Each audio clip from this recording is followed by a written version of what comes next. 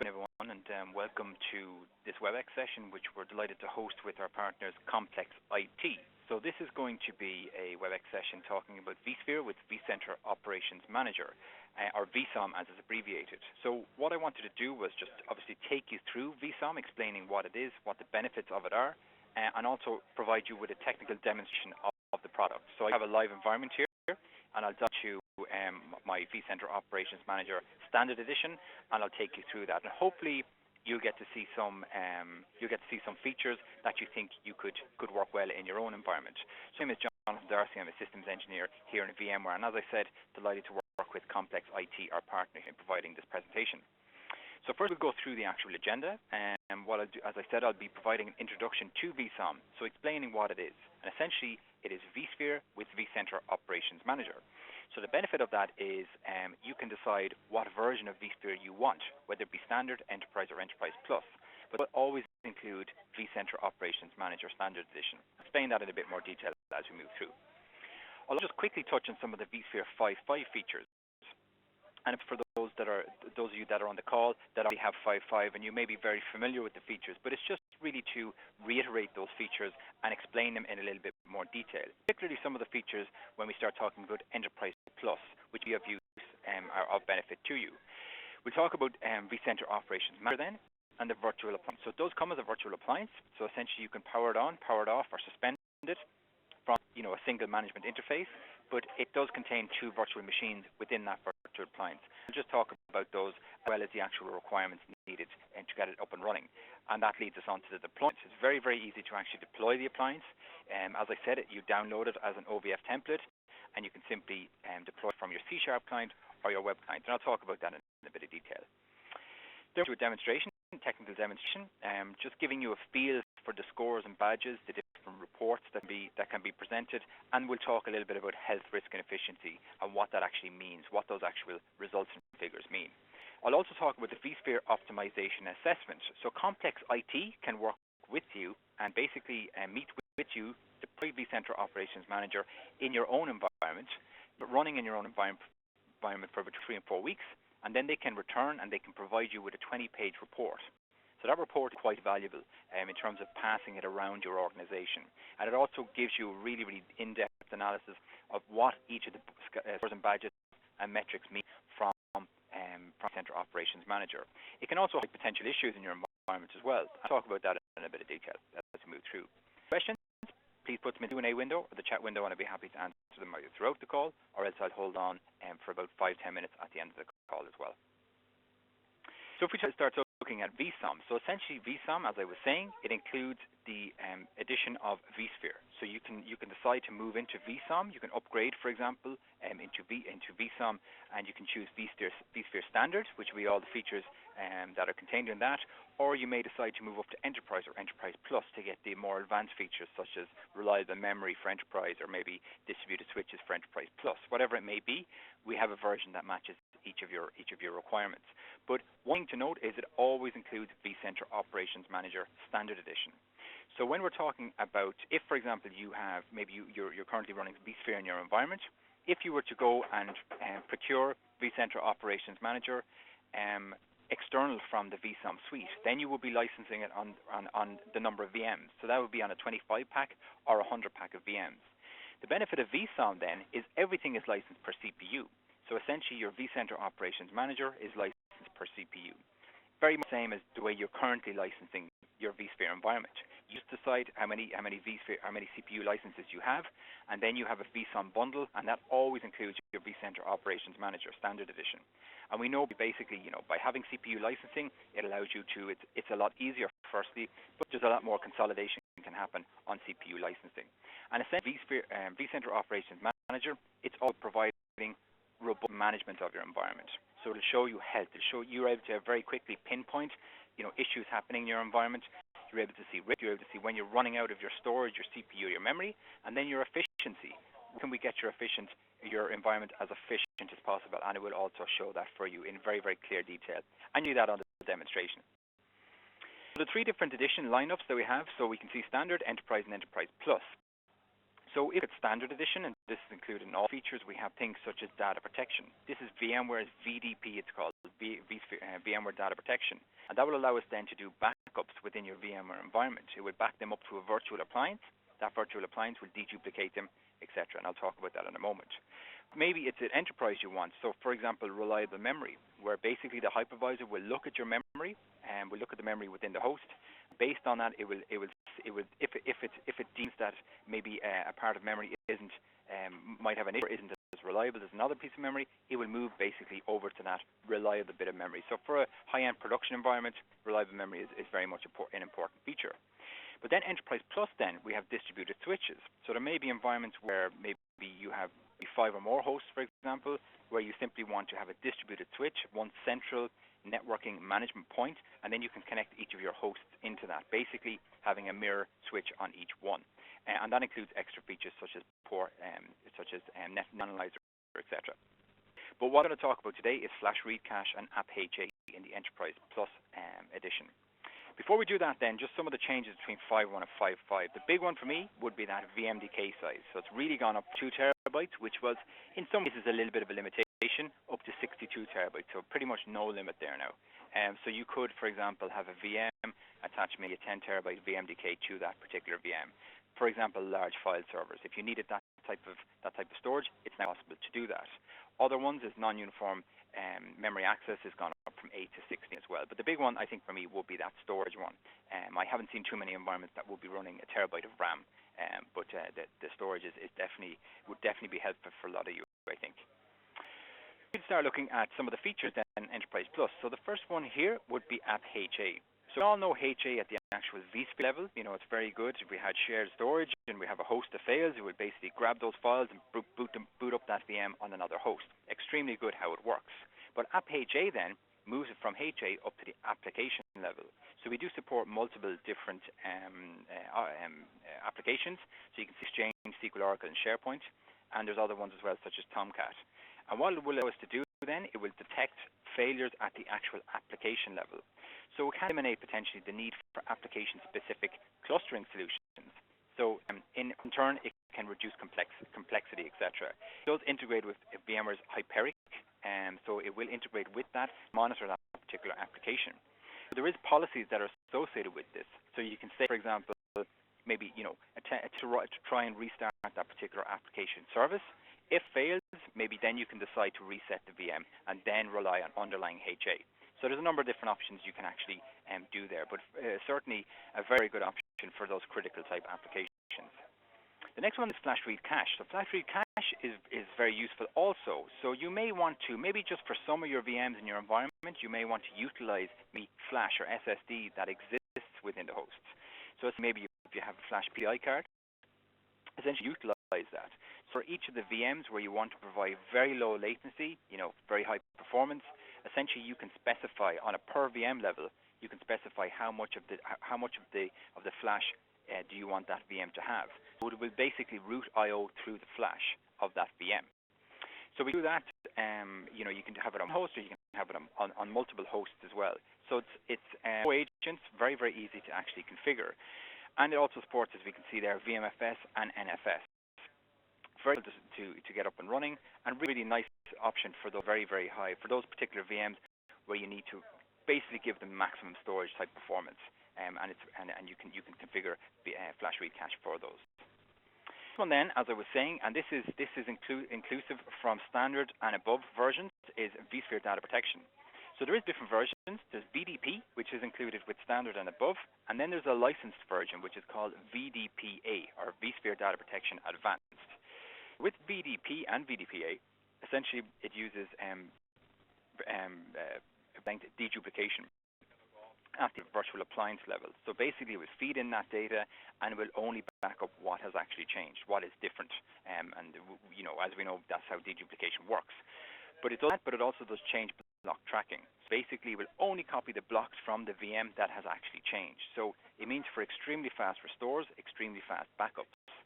When we move into VDPA then, we can get some advanced features. So with VDPA, we can do replication from one site to another site. We can replicate our backup data from one to the other, basically keeping it safe and secure off-site, so that we have a point in time that we can reference back to. And what we can do is we have specific agents for the most part is agentless.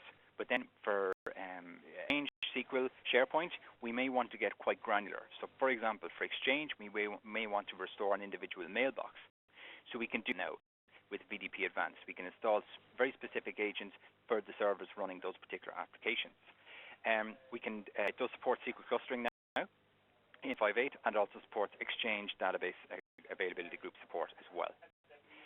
vSphere replication then, and this is the last feature before we move into vCenter Operations Manager, is the actual vSphere replication. Essentially what we can do here is we can deploy a virtual appliance, a vSphere replication appliance, per vCenter instance.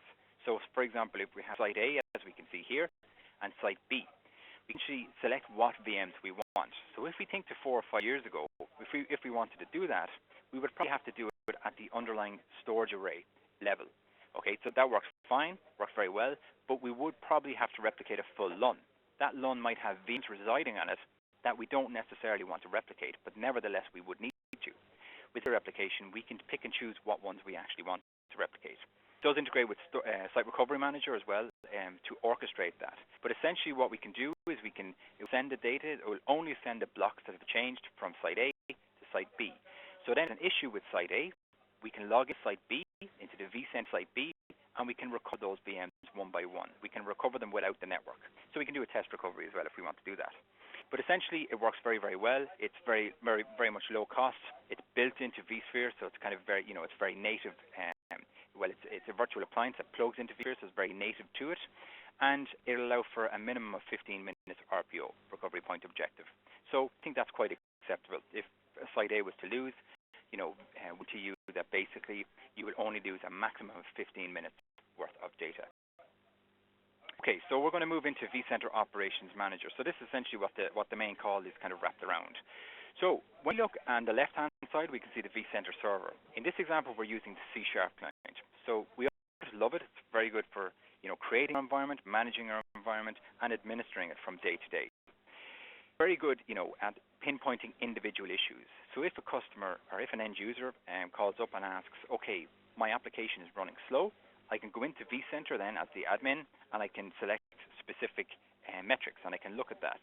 However, when we start looking at vCenter Operations Manager on the right-hand side, it kicks to vCenter Server's API, starts pulling all these metrics and learning them very dynamically. So once it's done dynamically, it begins to make sense of them and pull them into a bigger picture, if you like. So basically what you'll be able to see very, very quickly is immediate problems, future problems, and opportunities to optimize. When we look at most products, they're looking at immediate problems, what's currently happening in my environment. But future problems is very important. It will dynamically learn your environment. Based on that, it will advise when you are going to run out of memory, CPU, maybe disk I/O, or network I/O. Opportunities to optimize then, if we see maybe virtual environments where we have maybe templates, and maybe we'll keep deploying VMs from templates because it's easy to do it. But we might use the same templates, and one might be for a critical database type server, and another one might be for a small print server, a license server. So that's sized correctly. Now having something like vCenter Operations Manager, it's very hard to basically identify those and reclaim back some of the resources on those. But vCenter Operations Manager will analyze how much of the VM is actually being used as against how much has been assigned. Based on that, it will provide recommendations on how you actually should size it. So it's powerful. In the demonstration, you'll get to see a bit of that. It comes a virtual appliance. Within that virtual appliance, then, there is two VMs. There's the Analytics VM and the UI VM. The Analytics VM, then, is doing a lot of the crunching. It's doing a lot of the intelligence on the back end about dynamically learning the environment. UI VM is what you will log into. That's the GUI, the graphical user interface, if you like. Something to highlight here is essentially databases, they work away themselves. So they're basically working within the virtual appliance. They don't need any maintenance. If you need to expand storage, then you can drop VMDKs into the appliance, and basically it will just fill and spill. So it's very easy to administer as well. On this particular slide, don't get too shocked by the actual resource requirements here. Okay, particularly when we start looking at the storage. The customers say, okay, well, what do we need this type of storage for? So so I can explain this in a bit of detail. She's broken down into 3 different tiers. We have small, medium, and large. Small is 1,500 VMs, medium 3,000, and large is 6,000. Now, in mind, 1,500 VMs is certainly not a small environment. It's quite a big environment. So what I would suggest is working with Komplex IT You can provide them with how many VMs you have in your environment, and they will be able to advise accordingly on what type of underlying storage you do need. Okay. The deployment steps then, very straightforward. You simply right-click, in this case on the central level, right-click and choose Deploy OVF Template. From here then, you will specify whether you want small, medium, or large. Once it's deployed then, you can make changes, and we can advise, as I said, on that underlying storage that you will require. Once it's up and running then, excuse me, what's it going to give you? So, on a day basis, you're going in kind of, maybe there's issues with applications. You want to see if there's any latency. You want to see, what's happening with the VM. Why is it slowing down? This is what it's going to be able to provide to you. And the really nice thing about it is it pulls it all into one central view. So when I show you the environment view, essentially you can see the VM, you can see what data store it's on, what host it's in, and it just pulls everything into one central view to really start troubleshooting it. Also, we can get really quite specific in terms of the metrics, and that's obviously very important as well. Looking at the score badges, and that will give us very much an indication to what's happening. But at certain times, you want to really delve down into the depths of the metrics, and I can show you that. I can show you the kind of metrics that we can also report on. But it's all a risk as well. Looking at where are you running out of resources in your environment? When do you need to buy more storage? When do you need to add more CPU or memory? When are you running out of? Do you have I/O constraints in terms of network or disk? Risk will show you that, and it will show you, potentially where there's concern areas where you need to add more resources, or where you need to alleviate issues. Maybe there's a lot of risk happening in your data store. Maybe you need to move some space off it, as an example. It will do all that. And it's going to show you opportunities to optimize. As I said, it will look at those VMs. Based on that, it will provide recommendations on what they correctly should be sized at. So all in all, when you bring that all together, it really is quite an impressive reporting capability that it will provide to you on an ongoing basis and weekly, monthly, etc. So it'll show you your immediate problems, your future problems, and your opportunities to optimize. And it's pretty much end-to-end visibility. I did want to explain here in a bit of detail is when I showed you the actual specification that's required for vCenter Operations Manager, I just wanted to explain in a bit of detail why you will need these type of resources. We look at maybe a competing management product. So a competing management product generally will just connect to vCenter server, pull in the metrics. It's not really doing anything dynamic. So in other words, it's saying, okay, CPU is above 80%, memory is above 80%, alert. And that's all it's really doing. With vCenter Operations Manager, it is learning your environment dynamically. So in other words, you would connect it to your vCenter server, and it will learn the trend of your environment. So you might have, during certain business hours, there might be a ramp up in terms of usage, maybe a Monday morning for maybe kind of a financial system.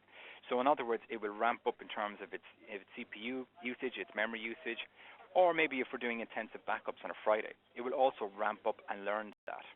So see what vCenter Operations Manager does is it will learn a trend, and it won't alert based on that, because it will trend. So when that happens, that same trend happens next week, it knows that it is something that is happening in your environment. It's a normal curve that happens in your environment. However, if there's a spike, so say if something unusual happens on a Tuesday or a Wednesday night or a Thursday morning, is called an anomaly. Something has happened outside of the ordinary, and vCenter Operations Manager will then alert you, should I say. So essentially, it's intelligent, it's smart, and this realistically is the way it should be, particularly in virtual environments where you do have peaks and troughs basically happening, and vCenter Operations Manager will learn that and allow for that. So just some screenshots here before we jump into the demonstration. The first one here is showing the environment view, and I kind of really like this view because straight away I can delve down and see exactly what's going on. Even down to kind of colors, if you like.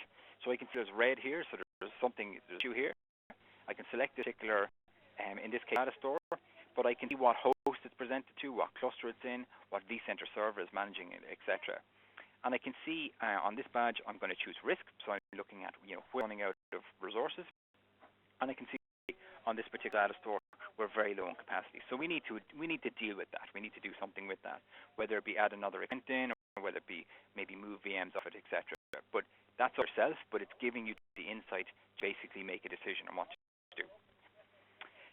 The process then is very important. So with what-if analysis, you can then is kind of planning for your environment. You can say, okay, what if I was to add 10 more virtual machines? Will I be able to fit them? Or what if I was to add 5 more hosts? How many more VMs could I fit in by doing that? So it's good for an what if analysis, but also from a budgeting perspective. So if you were planning on, maybe budget run in the next 6 months or the next year, and you had to basically provide, a recommendation on what you need in your environment, you can simulate it by using this what if analysis. So for example, I can see what if I was to add 10 more VMs, or what if I was to simulate adding in hosts? How many more VMs could I do by adding in those particular hosts? Then we can find the bottlenecks. So essentially you can select operations in the details view, and in here we'll break it down to each of the individual metrics. In this case, CPU, memory, disk I/O, network I/O, and I'll show you that in the demonstration how you can very, very easily identify what the actual issue might be. So some questions you might ask yourself, or maybe others ask you in your organization, is how much?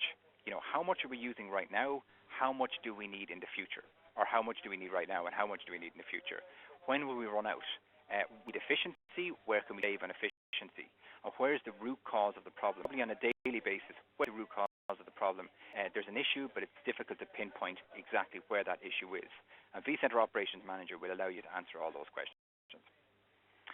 The last before the demonstration is really around showing wastage. Okay, so showing powered off VMs. So maybe there's VMs, no one really knows who owns them, and we want to determine how long they've been powered off. We can see that in here by this report, and we can see that's reclaimable waste. So that could be a tick provisioned, a VMDK tick provisioned on our data store, and we can then scrub that from disk. So we're saving space in our data stores as well. It will show idle VMs, VMs that are powered on. Again, nobody knows who owns them, but now have a system that will show us, pinpoint to us exactly where those particular VMs are. Visualization is fantastic for creating VMs. We can create a server literally in 2 minutes, but you might use that server maybe for a week and potentially then forget about it. So it's very important to find those particular zombie VMs and potentially deal with them and interrogate them and see what might be happening with them. So now I'm going to move on to the actual demonstration. So just bear with me 1 second while I get my actual demo site up here. So just going to launch it here. I thought I had it open, so let me just see. I'll launch it on my other screen, so just bear with me 1 second while I launch into this. Okay, so you should be able to see this here.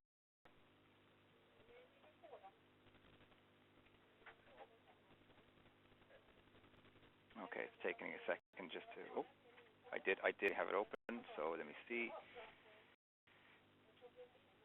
Okay, so bear with me 1 second. I'm just going to stop sharing my screen just for a second. So let's try and get this up. Okay.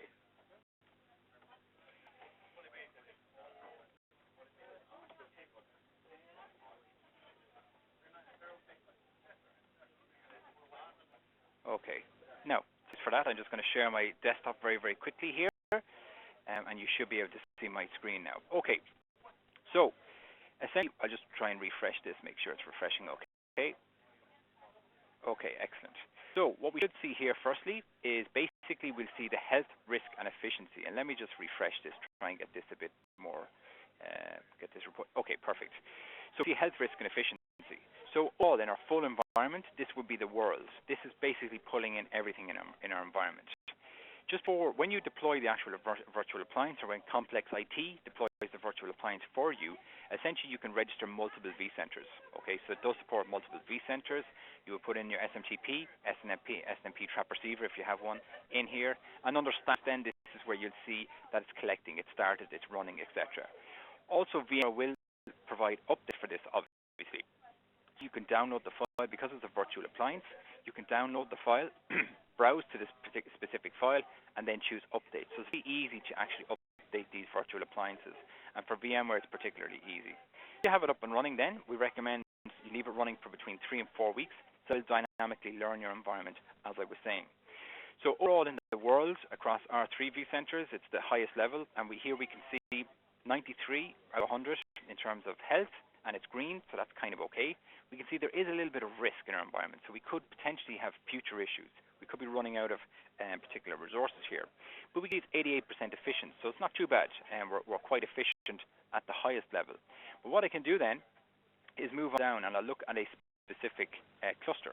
So I look at this particular one here, and you'll notice that the scores and badges change for whatever object I select.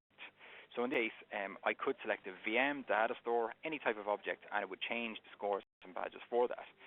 So I see for this particular cluster, I can see 98% health, 88 for risk, but I can see efficiency is not very good. It's quite low. We're not very efficient in our environment. So I can expand out here, and I can see what particular metrics are basically affecting this overall score. I could also move across here, and I can see a very quick view over the last 6 hours, how everything's performing. I move on down here. I can see workload. So the workload, I can see CPU, memory, disk I/O, network I/O, and that all looks pretty good. We're not under any strain there. However, there is an anomaly, so something is happening outside of the ordinary. So what I could do is select that particular anomaly, and it would show me what anomaly is actually happening, what is happening out of the ordinary. I'll move on down, and I can see the false. So false show me maybe if there's any HBA failures or NIC failures or disk failures in my environment. Basically register them in false, and will then obviously affect the overall health score as well. And again, I'll show you we can alert on all this. So if there's a fault registered here, we can have it actually alert you as well. We'll see risk. So this is looking at your immediate issues, but then we can see risk. So risk is about basically time remaining, so that we can see, for example, how much time do we have remaining for. Actually, let me go back there to the dashboard, so we can see out of everything how much time do we have remaining. And in this case, it's highlighting that disk space is the first one where we have we own 300 days left for disk space. So I then I can assign maybe a new data store to that particular cluster at some stage to alleviate that. But if we move on down, then it will show us an average. So how many more VMs can I fit into this particular cluster on average, which is quite useful. So that you can basically look at this very quickly and say, yep, on average I can fit 30 more VMs into this particular cluster, and that may cover, depending on how quick we're growing, maybe the next 6 months or a year or whatever type of environment we have. I can also stress. So an example of this could be anything, could be a VM host, but I would use is a data store. So if there's contention happening on the data store, VMs fighting each other for I/O, essentially what we'll be able to do is see this across the last 7 days, and you'll be able to see if there's any red or yellow. So if any red or yellow, it means there's a bit of contention happening at that time. So it's quite useful for just indicating or getting a bigger picture of when was it stressed all the time, or maybe only at certain times. Also see efficiency. So it's all about basically making your environment as efficient as possible, getting maximum out of your current environment.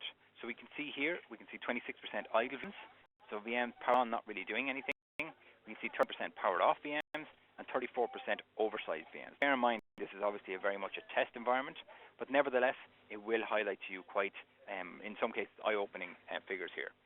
So we move on down then, you can also see density. So this is where you can safely overcommit your environment. So you can say, you can see what the optimum is compared to what we are.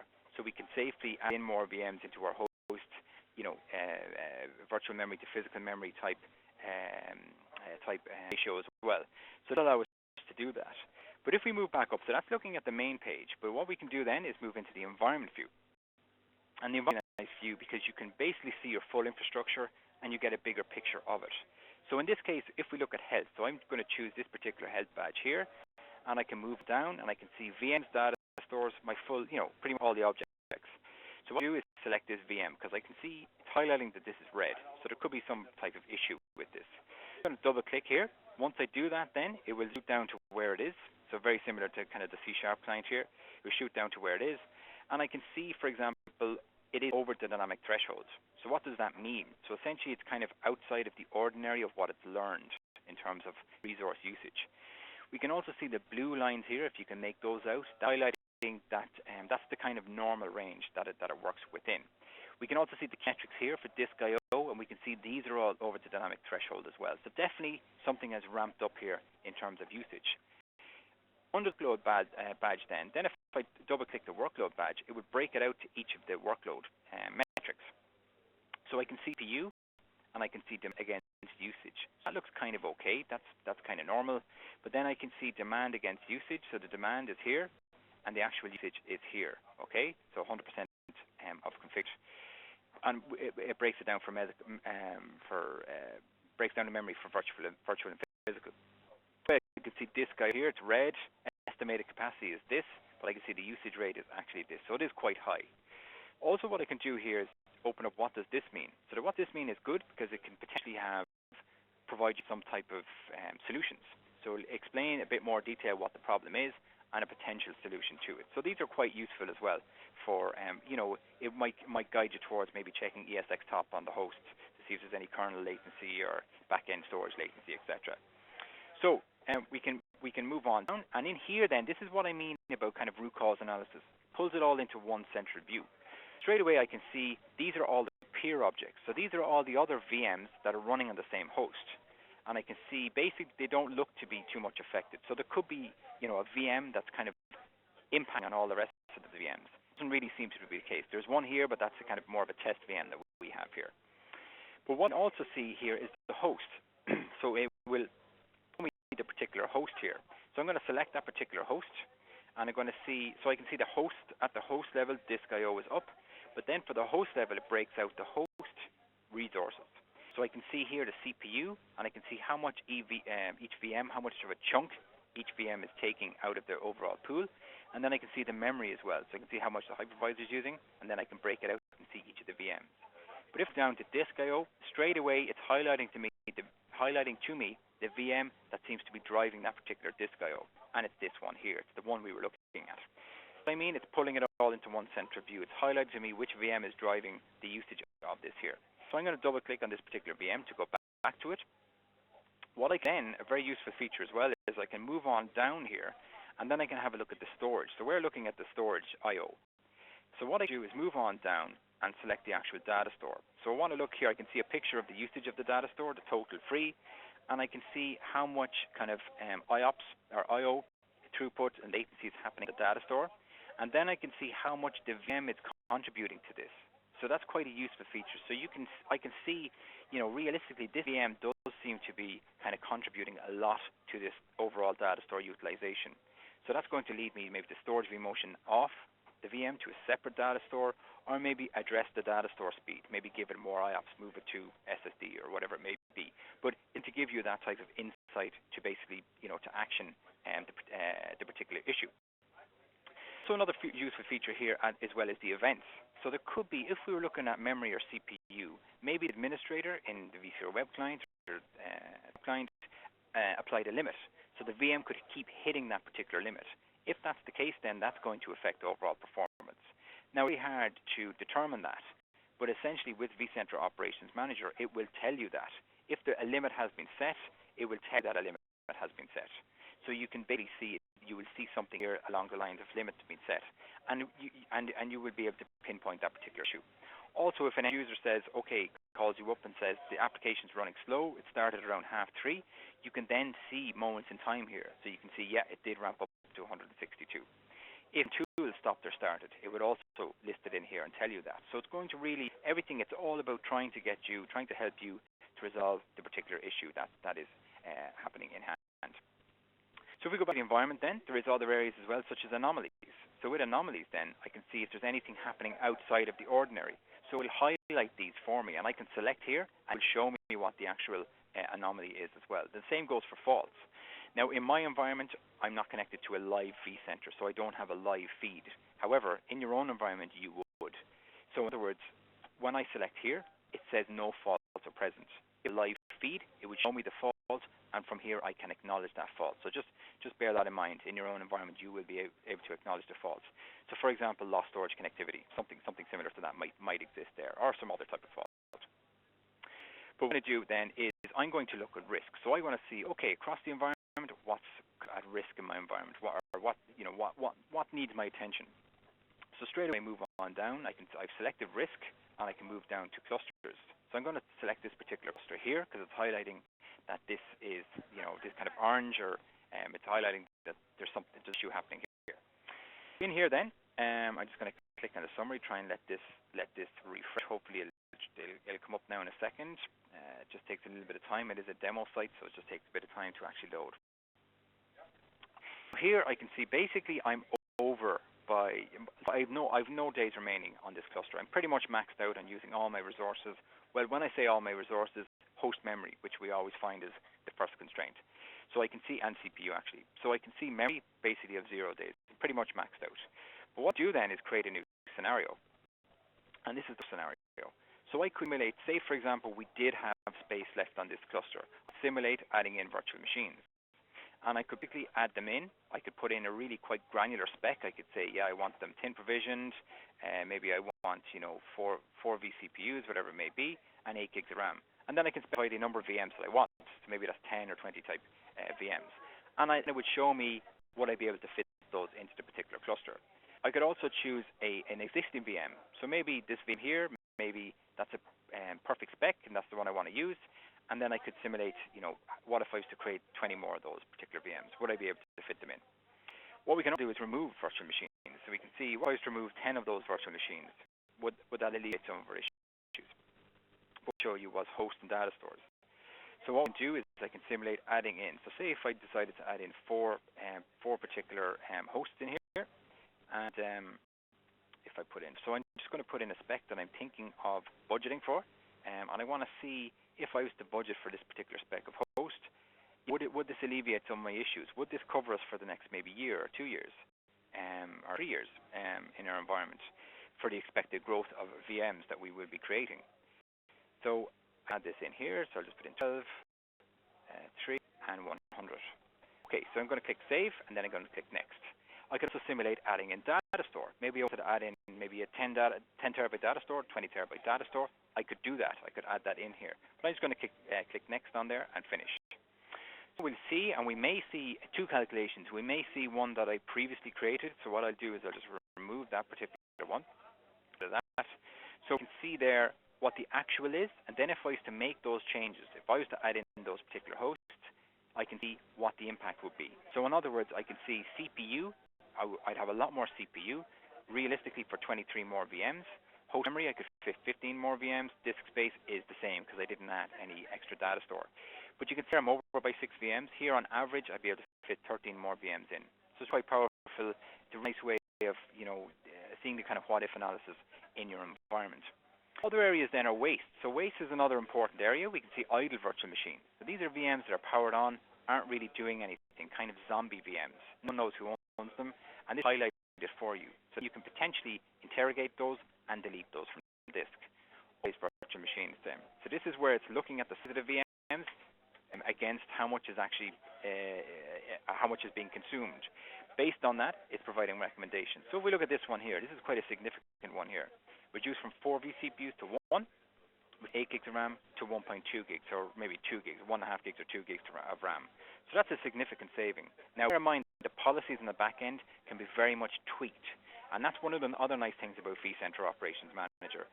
Really, you're in control of the policies, you're in control of how this is reported. If we look at other type products, it's kind of a black box, and we don't know what's going on. But essentially with this, it's very much you can control the different policies. And I'll show you those in a moment and what I mean by those. Now, if we move on down, some of the other ones will be power off VMs. So essentially, it meets the policy, and it deems these as powered off, so potentially it can remove the disk. But then it's data store wastage. So you might be creating new VMs, maybe 10 VMs, or even 1 VMs, whatever it may be, but you want to get a quick glance at your data stores and decide, okay, where do I want to place these? Do I want to place them on an area where I have a lot of space? So essentially, you can run this particular view here, and then you can see straight away. I can see on this particular data store, it's only 3.8 gigs used out of 131 gigs, and I can move on across, and I can see if there's any snapshot disk space used, any snapshots that are exist on this particular data store. So straight away, it's a nice way of just quickly looking at your data stores, seeing what size they are we utilizing them, and should I place my VMs on these particular data stores? If we look at the reports then, and what I'll do is, instead of, let me just go back to planning there again, and what I'll do is just want to show you this particular report here, because it's very clean in its particular format. So in other words, it's very good maybe for you to pass around your organization, or simply for you just to take the information, go to the web client or the C# client, and make these particular changes. So we can see here, if I open it up, and I move on down, we can see, for example, this is the report. So it's a very clean format. You can print it out and in your own time make the relevant changes here. So a lot of other reports preset out of the box, ready to run, and they can be scheduled. You can put those on a schedule, getting kind of very granular about that. And also you can just basically get the PDF straight away if you want to do that. You can just run now as well. Under the analysis then, so heat map is a very good page here. So with the heat map, essentially what we can do is maybe, again, going back to the example of creating VMs. I don't want to put VMs on a data store that kind of seems to be experiencing some latency, some slowness, and maybe it's loaded up enough, this particular data store. So when I'm creating the VMs, I can choose the heat map, and I can say, okay, maybe I'll put them on that data store there, because that doesn't seem to be too bad. Okay, as opposed to this one, we can see with the heat map, this one does seem to be experiencing some latency, high I/O usage, etc. But there is a lot of these. I won't go through them all, but eventually we can see maybe abnormal workload, which hosts have abnormal workload, and we can determine that very, very quickly. So heat maps is definitely a very, very important area. This is another one which hosts have the most free capacity and least stress. So again, you can see that. Now, a test environment here, it's a huge amount. It's not very busy, but in your own environment, you will see some interesting figures here. So when we go back to the world, there's just one other area I wanted to show you before we delve into the actual policies, and is if I select the host. So it's very good looking at the score badges, that root cause analysis. You may also want to delve very specific into all metrics. So the all metrics then, I think, really answers the question about what is the overlying benefit of this product in terms of that really root cause analysis. And when we talk about competing products, they can't really touch these type of metrics. This is built by VMware for VMware. And an example of that is if we look at maybe co-stop type metrics. So we have multiple vCPUs, maybe scheduling going on, and we want to see that. We can also see maybe idle. So you can just see the kind of the list of metrics that we can actually gain here. And then we can see side by side, and we can see them. It will all put them in the same time period, but we can say maybe the last hour to get a little bit more granular, or maybe we can choose specific dates and days of the week here. But you'll see these are the type of metrics here. So maybe if we want to look at the disk, we want to look at maybe if there's any latency, etc., happening on the disk level. And also what we can do as well is you'll notice that the yellow, so some of these that are yellow means there is an anomaly happening. So something is happening outside of the ordinary here.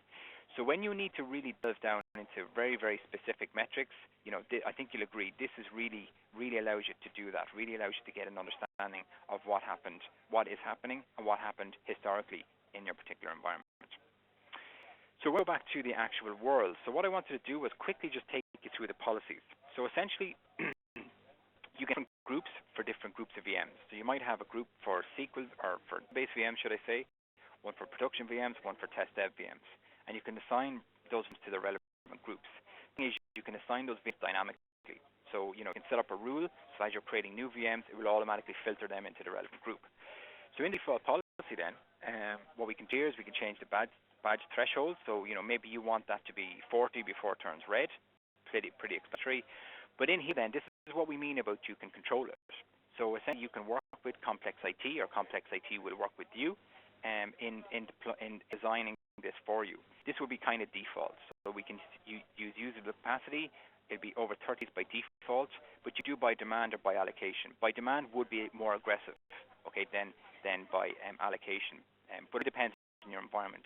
But I think the thing to remember is it's very much customizable. You can customize this to your own environment. The capacity then, you can put in your own buffers. So maybe you want 10%. So in other words, vCenter Operations Manager will be advising that you will be out, but realistically it's looking at 90%. So it still leaves you with that 10% buffer, before actually truly run out. And you can set that. Maybe you want that 20%. It takes in HA into integration and reduces the overall capacity as well. The calculation then, so you could do it all hours and all days, but if your business hours are maybe Monday to Friday, maybe 8 a.m. in this example to 6 p.m., maybe you only want to take the sampling period from then. So in other words, when the VMs are doing business, when they're running hot. Maybe you don't want to include maybe maintenance on Saturdays and Sundays, or when the VMs aren't really doing anything. So you can limit the actual sampling period to there.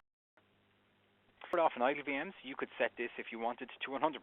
You may want this to be deemed powered off if it's been turned off for 30 days, and that's it. And the same for idle. So for idle, it would be if it meets these particular resource usage, but again, you can customize that. Oversize then is the amount of CPU demand is below 30%, the amount of memory demand is below 30%, and if that's more than 10% of the entire range. The entire range then, as we can see here, is 30 days. So that's oversized, and then undersized would be if it peaks above 70% for 10% of the 30 days as well. So then alerts, what we would recommend for configuring alerts is when Komplex IT deploy it or when you deploy it yourselves, essentially workload and anomalies. Turn on those and turn off everything else. Because personally, if I'm at time remaining or capacity remaining, I would probably log into vCenter Operations Manager once a week or once every 2 weeks to check that out. Realistically, I'm really concerned with workload and anomalies. I want to know what's running on my environment and anomalies, what's kind of happening outside of the ordinary. But I'm on that as well. You don't need to be sitting in vCenter Operations Manager all day, every day, because it does integrate with the web client. I said this earlier on in the call. Essentially, it will send the scores and badges to the objects within the web client, so that you can, if you see a particular object in the web client and you see maybe a bad score, then you can right-click it and open it up in vCenter Operations Manager. So just to highlight that as well. But under notifications, then this is where you in your email address or your distribution list. So you can basically, maybe you want administrative alerts and maybe you want workload anomalies. So you can select, but probably start off with those. And then you have maybe you want critical, intermediate, and warning. Include all children or maybe limit that to a specific one, so maybe data stores if you wanted to do that. Pretty much the demo, and that's hopefully you saw a few things there that could potentially be beneficial in your own environment. That's just a very quick kind of run through it. There is a lot more kind of in-depth features as well. I'm going to talk about the vSphere optimization. So essentially what will happen here is Komplex IT will meet with you, will deploy vCenter Operations Manager in your environment. They will let it run for between 3 and 4 weeks, and they will return and they will provide a 20-page optimization assessment report. So that assessment report basically will detail each of the scores and badges, and it will explain in detail what each of those are. Komplex IT as well, they may find specific issues in your environment, and if you do, they will advise accordingly. They will put that in a report for you. But it's quite a valuable report, and as I said, it's beneficial for you, but it's also beneficial for others in your organization, that you can pass it around and say, yep, this is how it works, this is how you use it, this is what each of the scores and badges mean, essentially. So it is quite a powerful package that is provided here. Key points then, so it is, certainly vCenter Operations Manager, it's very much kind of battle tested, it's absolute leader when it comes to that dynamic learning, and very much key compared to some of the competing products. But we can see it will provide health, root cause analysis, it will provide risk, where you're running out of your current resources, and efficiency, where can you get the maximum out of your current VMs, out of your current underlying resources. So what we find when most customers deploy it, the first thing they find is idle VMs. Those VMs are powered on, aren't really doing anything. Then it's all about, also showing powered off VMs. Then it's all about right-sizing those VMs, looking at the size VMs, how much is being consumed out of those VMs, based on that providing a very in-depth recommendation. And with that recommendation, you can go and make your adequate changes. And then on an ongoing basis, and right-sizing is also on an ongoing basis. You could run this exercise once a month. Maybe you created new VMs, let them run a month, and then you can say, okay, we can right-size these and make them size they should be. It's all about potentially overcommitting your environment. As you saw, maybe adding in those buffers there to safely overcommit your environment, because you now have a product that will show you the risk, show you the efficiency, and kind of alert you before you start running into any potential issues. What we find when most customers deploy it is realistically that what-if analysis is quite powerful. Being able to see, maybe in the next year what we need, the next 2 years, 3 years, and being able to simulate that. I think that's quite strong, and certainly the results that are provided here. What I like about it, you can go into the profiles on the back end and you can see how they're calculated. So it makes sense how they're actually being calculated, how they're derived. Also, we can see here the actual sizing of those VMs. That's another eye-opener when a lot of customers deploy vCenter Operations Manager in their own environment. Pretty much it from me. On behalf of Komplex IT and me, thank you very much for joining the call. If you have any further questions, I would recommend talking directly with Komplex IT. They will be able to advise accordingly on the vSphere optimization assessment and how they can assist with that. So again, thank you very much for joining. I hope it was of benefit, and you got to see maybe some of what vCenter Operations Manager is about, and potentially how it can help in your environment. So thank you very much, and hopefully I'll see you on the next WebEx. Thank you.